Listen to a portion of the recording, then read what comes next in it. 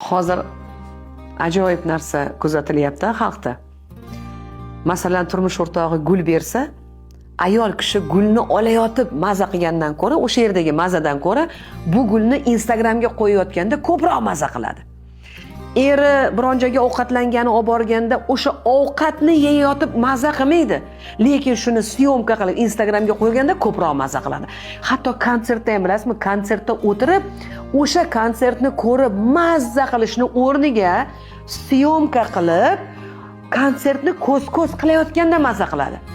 G'alati, xuddiki haligi haqiqiy mazza bilan ko'z-ko'z namoyish qiladigan narsa aralashib ketdi. Buni zararli tomoni haqida gaplashadigan bo'lsak, biz haqiqiy, bizga hissiyot beradigan baxtni his qilmay qo'ydik. Biz ko'proq ko'z-ko'z qilishga, namoyish qilishga, soxta, yasalgan hayotga qiziqib qoldik. Odam o'zidagi bor narsani ko'rsatishga, aslidagidek bo'lishga qo'rqsa, u ko'proq mana bu soxta, sun'iy kartina yaratishni boshlaydi. Hech sezganmisiz? Haqiqiy baxtli insonlar ko'z-ko'z qilmaydi. Haqiqiy puldor odamlar ko'z-ko'z qilmaydi.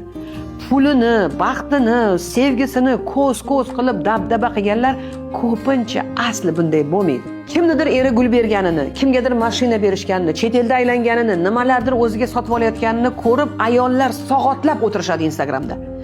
Mana shu ketkazgan vaqtni o'zingizni oilasiga qaratib, xuddi shu narsani yaratish mumkin-ku.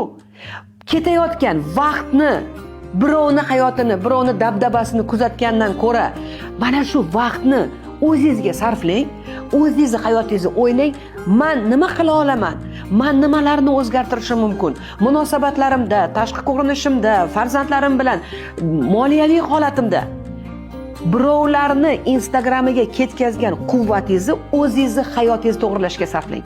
Ana shunda haqiqiy baxtni o'zingiz yaratasiz va soxta baxtdan maftun bo'lgandan ko'ra, asli haqiqiy baxtingizdan maza qilib yashaysiz.